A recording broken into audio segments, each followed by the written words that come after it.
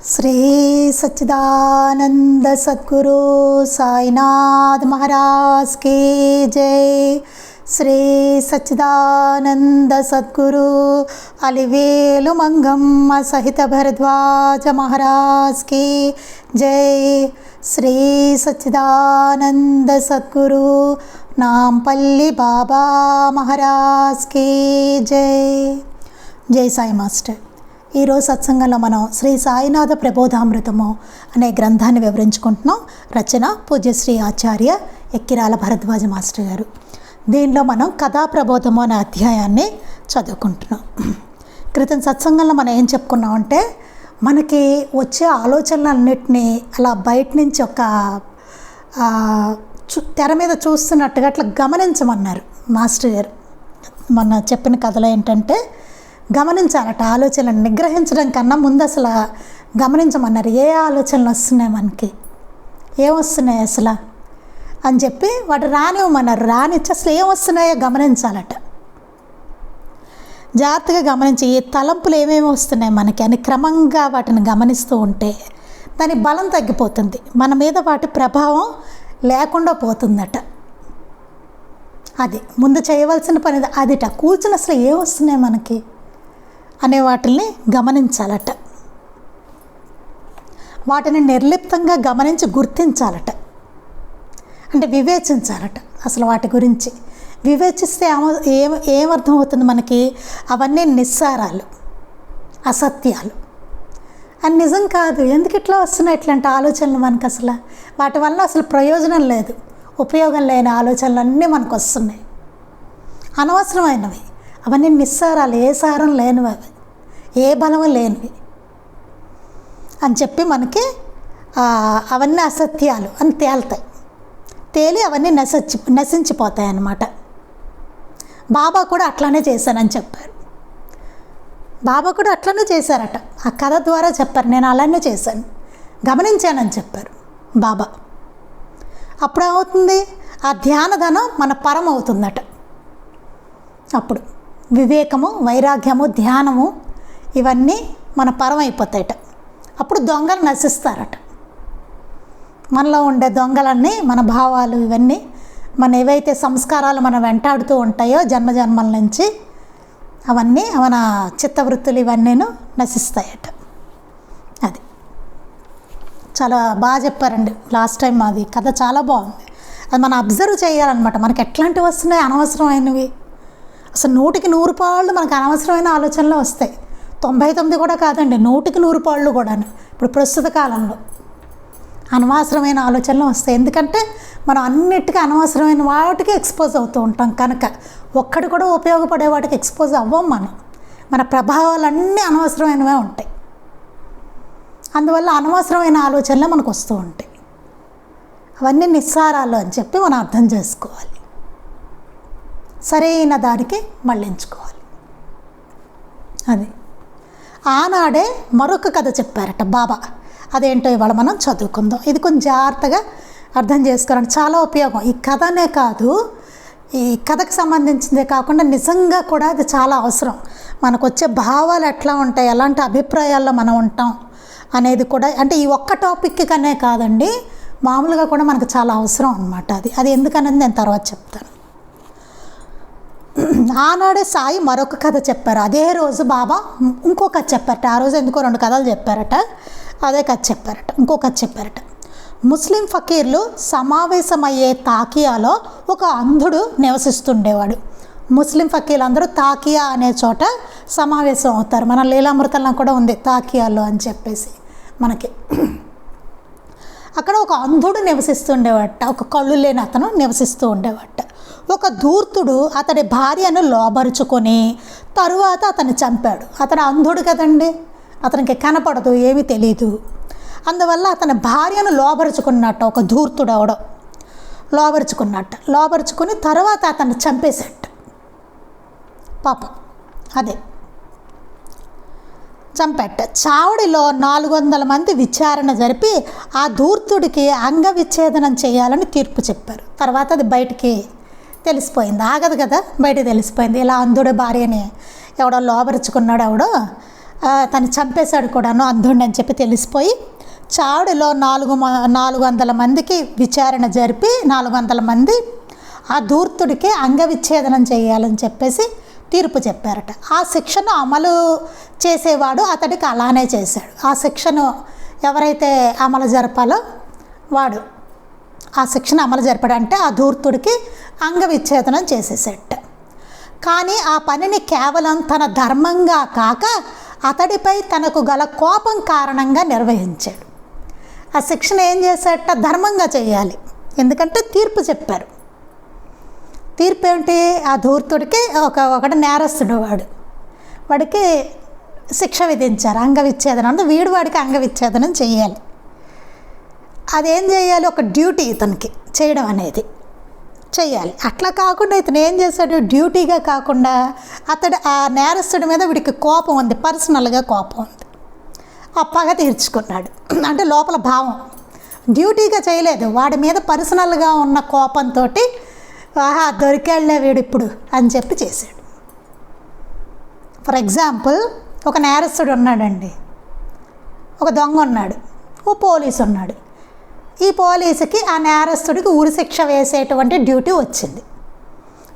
వాడికి పర్సనల్గా కోపాలు ఉన్నాయి, ఏదో సంథింగ్ బయట గొడవలు ఉన్నాయి, వీడికి ఊరేసే డ్యూటీ వచ్చింది. అబ్బా ఇప్పుడు దొరికాడురా బాబు వీడు, ఎన్నాళ్ళ నుంచి నా వీడి ఫ్యామిలీకి గొడవ ఉంది, దొరికాడు, నేను ఇప్పుడు పగ తీర్చుకుంటాను వీడి మీద, నాకు ఎలాగో అవకాశం వచ్చింది వీడికి ఉరి తీసే అవకాశం అనుకుంటూ ఉరి తీసాడు అనుకోండి. డ్యూటీ వల్ల చేస్తే పాపం రాదు, డ్యూటీ ప్రకారం చేస్తే పాపం రాదు నిజానికి, ఎందుకంటే డ్యూటీ బాధ్యత. ఆ నేరస్తుని ఉరి తీయడం అనేది కోర్టు ఆర్డర్ కాబట్టి రాదు, హాయిగా చేసేయడమే, వీడి డ్యూటీ వీడు చేసి చేతులు దులుపుకొని వెళ్ళిపోవచ్చు. కానీ లోపల అది పెట్టుకుని చేసాడు అనుకోండి, ఆ కోపం పెట్టుకుని చేస్తే మాత్రం పాపం వచ్చి తీరుతుంది.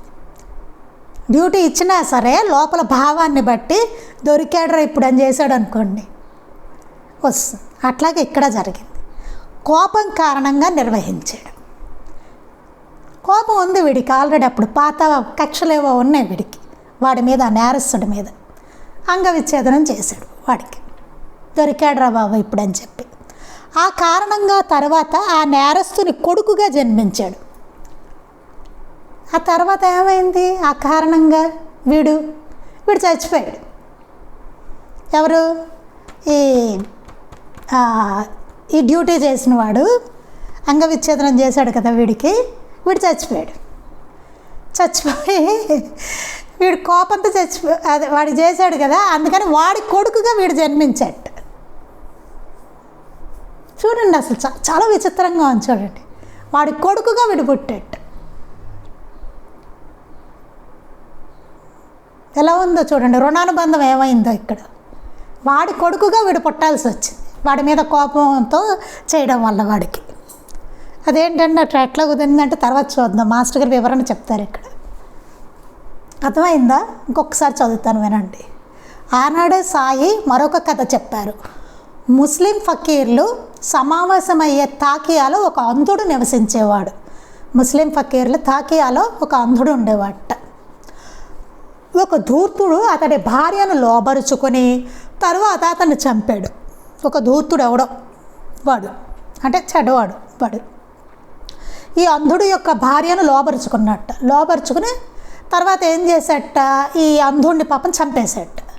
చావుడిలో 400 మంది విచారణ జరిపి ఆ ధూర్తుడికి అంగవిచ్ఛేదనం చేయాలని తీర్పు చెప్పారు.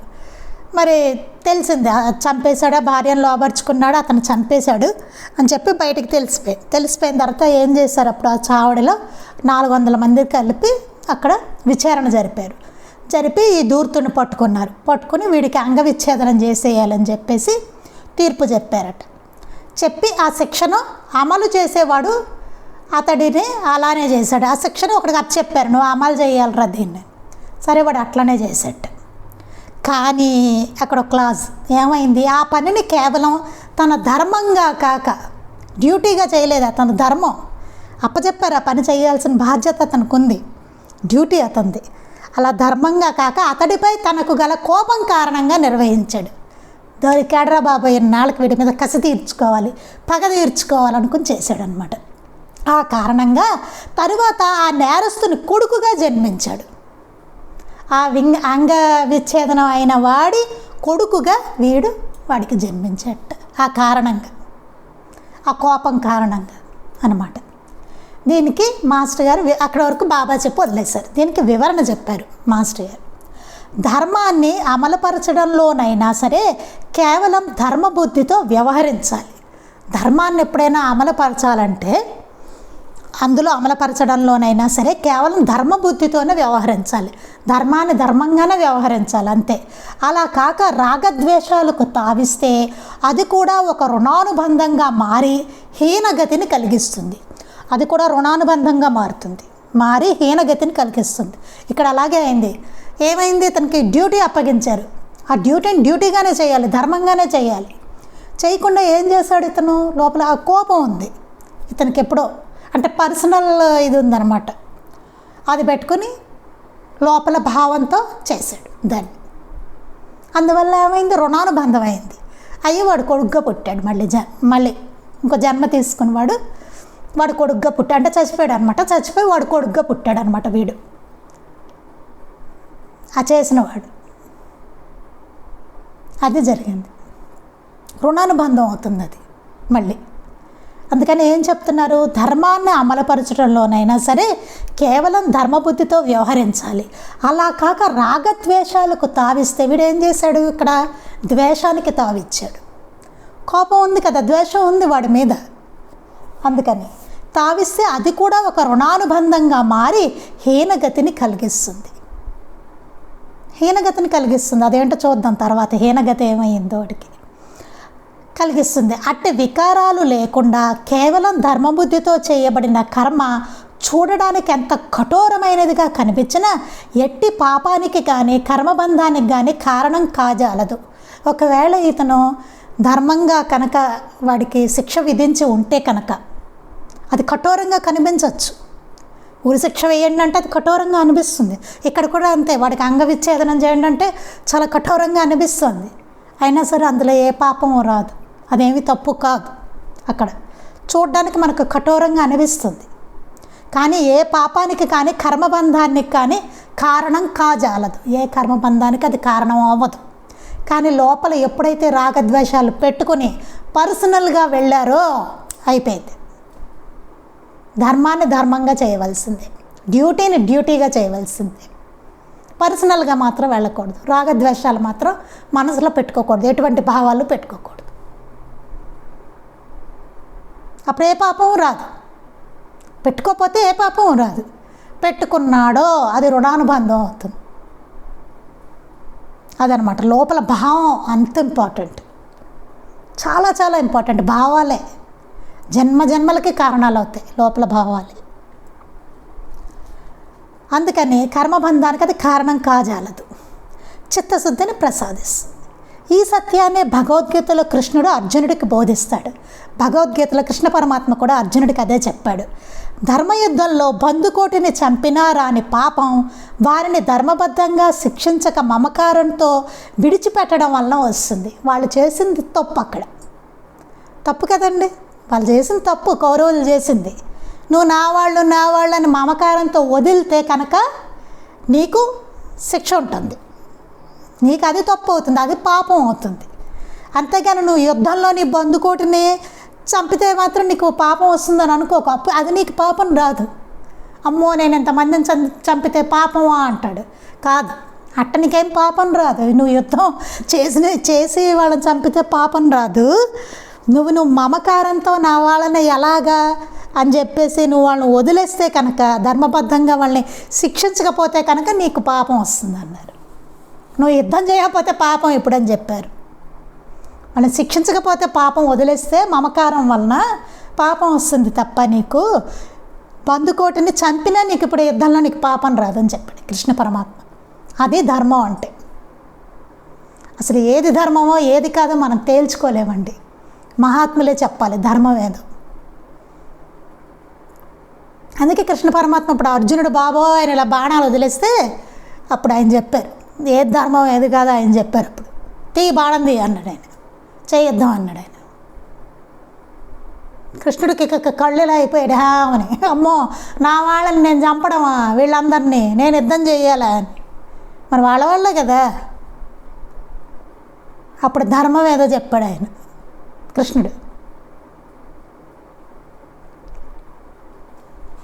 మనకు తెలియదు ఏది ధర్మం ఏది కాదు.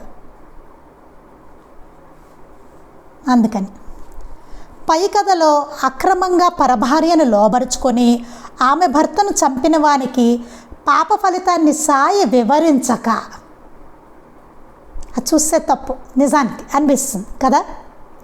అక్కడ బాబా పాప ఫలితం అని చెప్పలేదు. ఏమన్నారు? పై కథలో అక్రమంగా పరభార్యను లోబరుచుకొని. ఈ ధూర్తుడు ఏం చేశాడు అక్కడ? అదే ధూర్తుడని వాడు అన్నారు కాబట్టి చెప్తున్నా, వాడి పేరని కాదు ఒకడు అన్నమాట. అట్లా పై కథలో అక్రమంగా పరభార్యను, ఆ అంధుడి యొక్క భార్యను లోబరుచుకున్నాడు. ఆమె భర్తను కూడా చంపాడు ఆ అంధుడిని.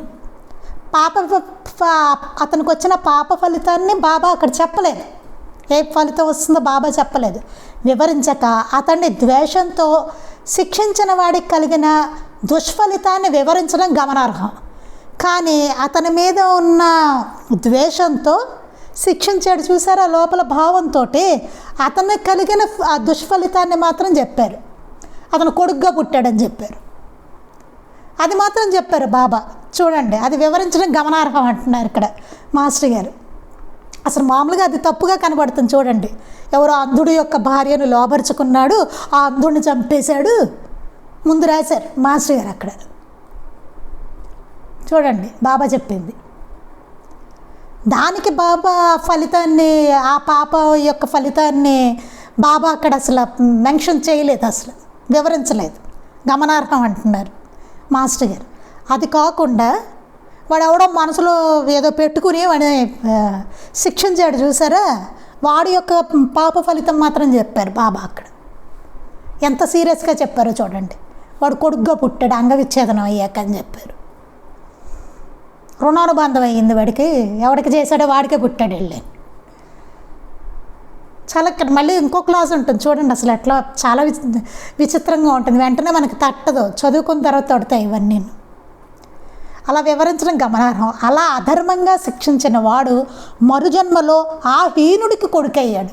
ఎవడి మీద కోపం ఉందో, ఎవడికైతే వీడు శిక్ష వేశాడో ఆ హీనుడికే వీడు కొడుకై పుట్టాడు, వాడికే కొడుకే పుట్టాడు. చూడండి, ఇది చదువుతుంటే నాకు ఒకటి గుర్తొస్తుందండి. వెంకయ్య స్వామి గారి చరిత్రలో వెంకయ్య స్వామి ఒకళ్ళు చెప్తారు.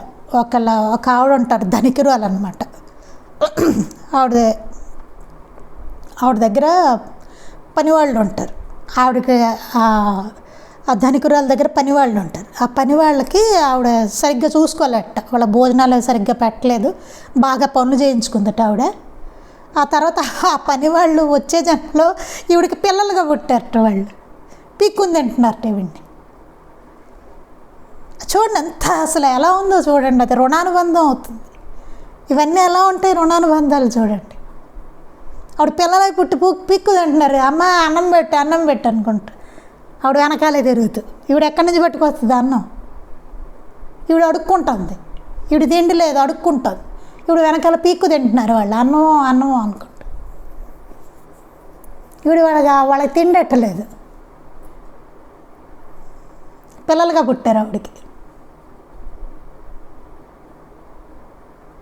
చూడండి ఎట్లా ఇలా ఉంటాయి రుణానుబంధాలు.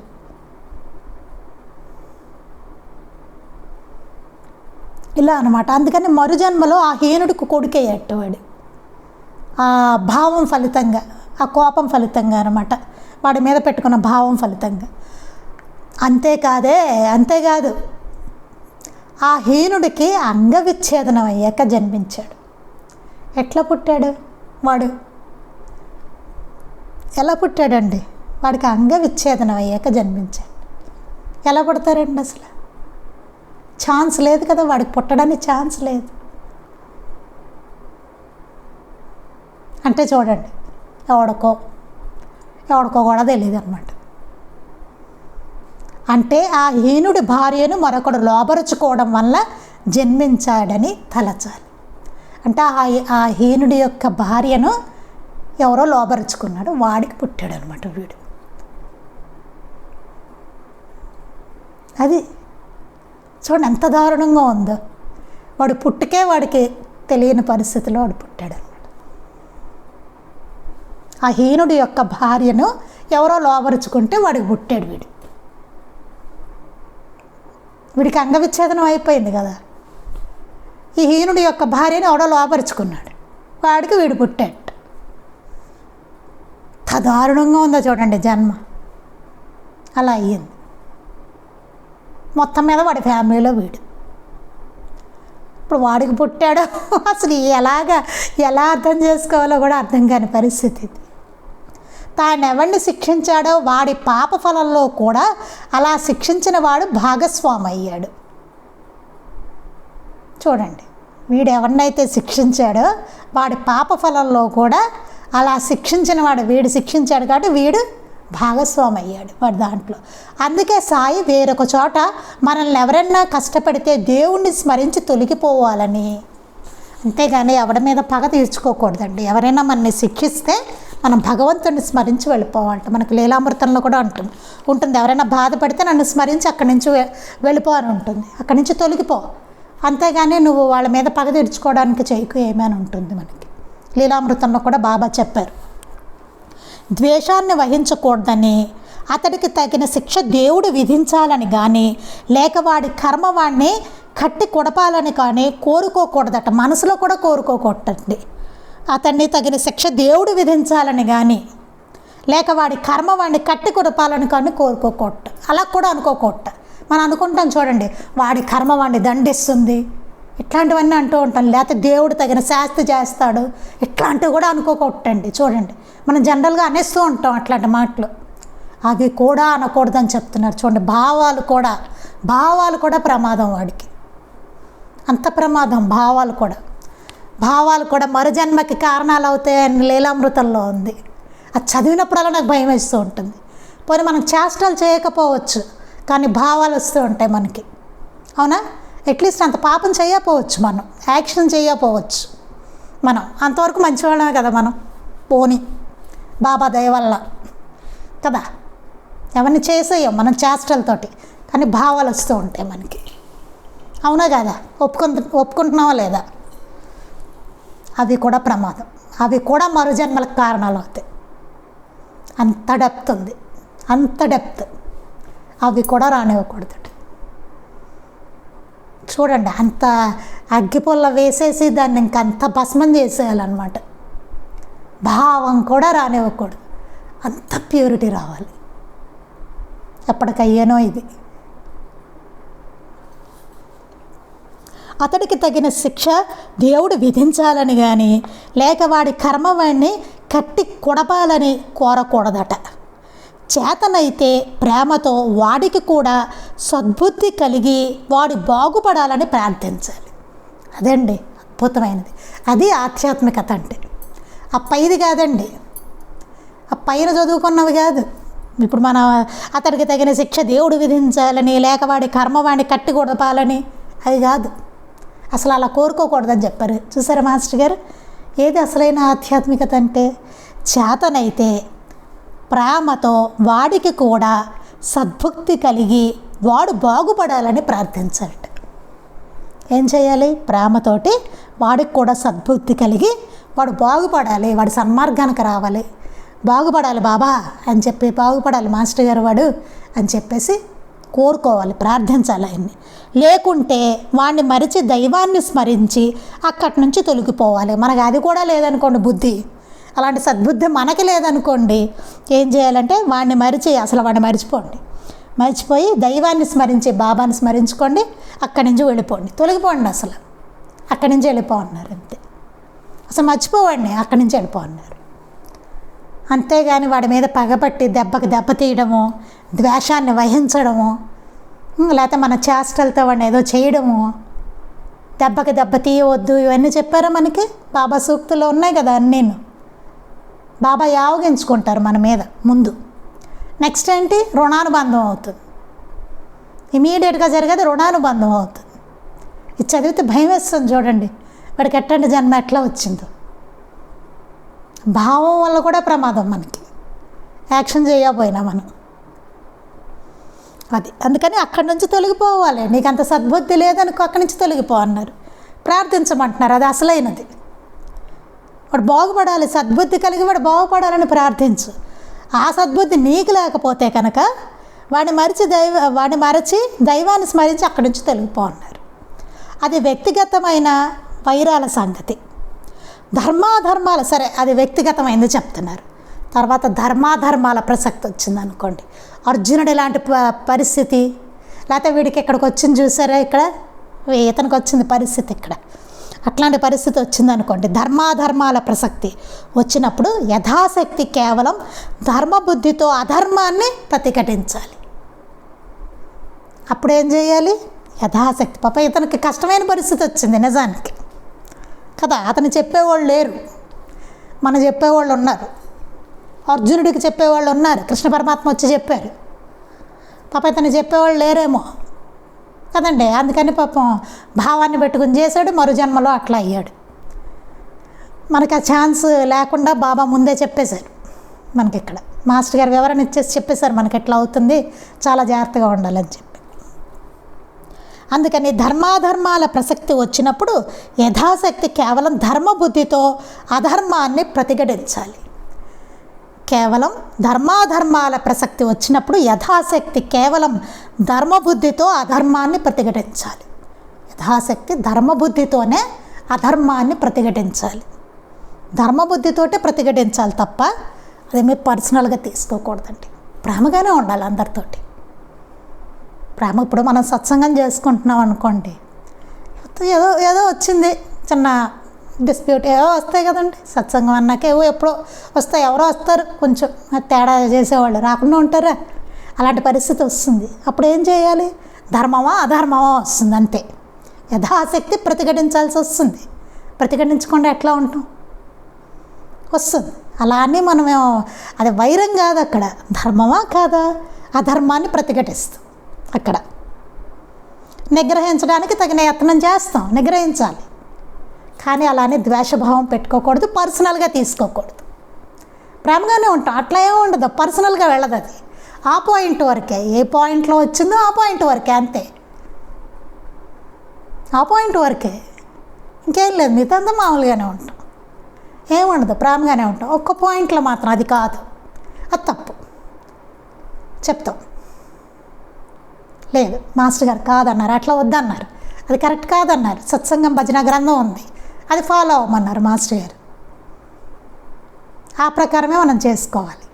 చెప్తాం, చూపిస్తాం గ్రంథాన్ని కదా. అదనే కాదు, ఇలా చాలా వస్తాయి మనకి ఇష్యూస్. నేను ఒక ఉదాహరణ మాత్రం చెప్తాను, సత్సంగం అనే ఉదాహరణ, ఎందుకంటే మనం ఫేస్ చేస్తూ ఉంటాం అట్లాంటివి కాబట్టి. రాత ఏదో వస్తుంది, గురువు అవునా కదా, ఎవడో దొంగ గురువు ఫోటో తీసుకొచ్చి అక్కడ పెడతాడు సత్సంగంలో. చెప్పాలా వద్దా? చెప్పాలి, చెప్పి తీరాలి. ఇట్లాంటివి ఎన్నో వస్తాయి. ధర్మమా కాదా, వాడి మీద కోపం పెట్టుకోకూడదు, మళ్ళీ మనం రాగద్వేషాలకు లోనవ్వకూడదు. ధర్మమా కాదా ప్రతిఘటించాలి, నిగ్రహించాలి, చేయాల్సిందే అక్కడ. కానీ మనసులో ఎటు ఫీలింగ్గా ఉండకూడదు మళ్ళీ. అది ఇట్లాంటి సన్నివేశాలు వస్తాయండి. చాలా జాగ్రత్తగా డీల్ చేస్తూ రావాలన్నమాట. ఈ లెక్కలో చూస్తే అర్జునుడు చూడండి ఎంత ఇదిలో పడి ఉంటాడో అనిపిస్తుంది నాకు. పాపం కదా, తన వాళ్ళే అక్కడ యుద్ధం చేయాలి, చంపాలి. అసలు నిజంగా చూస్తే రోల్ నేను తరచూ అనుకుంటూ ఉంటానండి. ఎప్పుడైనా తలుచుకున్నప్పుడు అనిపిస్తూ ఉంటుంది నాకు, ఎంత కష్టమైన పరిస్థితిలో అర్జునుడు పడ్డాడు, అసలు పాండవులకి ఎలాంటి పరిస్థితి అనిపిస్తుంది నాకు. ఫైట్ చేయడం అనేది అసలు మామూలు విషయమా? చంపేయడమే కదా వాళ్ళని. తిట్టుకోవడం కాదు, కొట్టుకోవడం కాదు, ఏకంగా చంపేయడమే. అసలు మనం చదువుకుంటుంటే అట్లా ఉంటుంది, కానీ నిజంగా యుద్ధ రంగంలో ఉన్నప్పుడు ఎట్లా ఉంటుందండి? అంటే అఫ్కోర్స్ వాళ్ళు తప్పు చేశారు, నేను కాదనడం లేదు. కానీ ఎంతగా మనం చూసినా అర్జునులానే ఆలోచిస్తాం ఆ టైంలో. తన వాళ్ళే కదా, పరాయి వాళ్ళు ఏం కాదు, వాళ్ళు తప్పు చేశారు, రైట్, కరెక్టే. కానీ చంపేయడం అక్కడ అసలు యుద్ధం చేసి చంపేయడం. కృష్ణ పరమాత్మ వేసేయి అన్నాడు అంతే. అక్కడ ఇదే ధర్మం, చంపడం ధర్మం, వేసే నువ్వు యుద్ధం చేసి తీరాలన్నాడు ఆయన. చూడండి అసలు చూస్తే ఎట్లా ఉందో పరిస్థితి, ఎలా ఉండుంటుంది అసలు అర్జునుడి పరిస్థితి. అసలు తలుచుకుంటే నాకు అనిపిస్తుంది, అబ్బా ఎలాంటి పరిస్థితి అసలు, ఎట్లా ఇచ్చారు ఆయన, ఎంత స్ట్రెంగ్త్ ఇచ్చి ఉంటాడు ఆయన అనిపిస్తుంది నాకు. అద్భుతం. ఆయన పక్కన ఉన్నాడు కాబట్టి చేశాడేమో అలాగే కదా, ఏమో కాదు, కరెక్ట్, ఆయన ఉన్నాడు కాబట్టే చేయగలిగాడు ఆయన అర్జునుడు. అది అదండి ఇక్కడ బాబా చెప్పింది, అది ధర్మమా కాదా అంతే తప్ప పర్సనల్ పెట్టుకోకూడదు అని చెప్తున్నారు అక్కడ. అదేమవుతుందంటే రుణానుబంధానికి కారణం అవుతుంది. అతను అలా పెట్టుకోవడం వల్ల, లోపల భావం అట్లా పెట్టుకోవడం వలన అతనిపై కోపం ఉండి దొరికిందిరా బాబు ఛాన్స్ అని చెప్పి అట్లా శిక్ష విధించడం వలన అతనికి కొడుకుగా జన్మించవలసి వచ్చిందనమాట. అది రుణానుబంధం అయ్యింది. అది అట్లా కాకుండా ధర్మాధర్మాల ప్రసక్తి వచ్చినప్పుడు యథాశక్తి కేవలం ధర్మబుద్ధితో అధర్మాన్ని ప్రతిఘటించాలి, లేదా దానిని అగ్రహించడానికి తగిన యత్నం చేయాలి, అంతే. అంతవరకు ధర్మమా కాదా అని చూడమన్నారు, అంతవరకే తప్ప దాన్ని ఇంకా వేరే భావం మనసులో పెట్టుకుని చేయకూడదు. అది రుణానుబంధానికి కారణం అవుతుందని చెప్తున్నారు మాస్టర్ గారు. అది ఇంకొక రెండు మూడు కథలు ఉన్నాయండి ఇంకా ఈ అధ్యాయంలో. అది చాలా అద్భుతమైన బోధ మాస్టర్ గారు మనకి, బాబా మనకి అందించారు. చక్కటి వివరణ మాస్టర్ గారు మనకి ఇస్తున్నారు, చాలా బాగున్నాయి. అది కొన్ని అర్థం కాకుండా అయ్యాయి, కొన్ని కాస్త అర్థం అవుతున్నాయి అది మనకి. అది మాస్టర్ గారి దయ వల్ల కొన్ని అర్థం అవుతున్నాయి, కొన్ని అర్థం అవ్వట్లేదు. మళ్ళీ నెక్స్ట్ టైం చదువుకున్నప్పుడు కొన్ని ఇంకా అర్థం అవుతాయి అని అనుకుంటున్నాను. అది మళ్ళీ రేపు చెప్పుకుందాం మనం మిగిలినవి. శ్రీ సచ్చిదానంద సద్గురు సాయినాథ్ మహారాజ్ కి జై. శ్రీ సచ్చిదానంద సద్గురు అలివేలు మంగమ్మ సహిత భరద్వాజ మహారాజ్ కి జై. శ్రీ సచ్చిదానంద సద్గురు నాంపల్లి బాబా మహారాజ్ కి జై. గురుదేవ దత్త అవధూత చింతన. లోకా సమస్తాః సుఖినో భవంతు. లోకా సమస్తాః సుఖినో భవంతు. లోకా సమస్తాః సుఖినో భవంతు. జై సాయి మాస్టర్.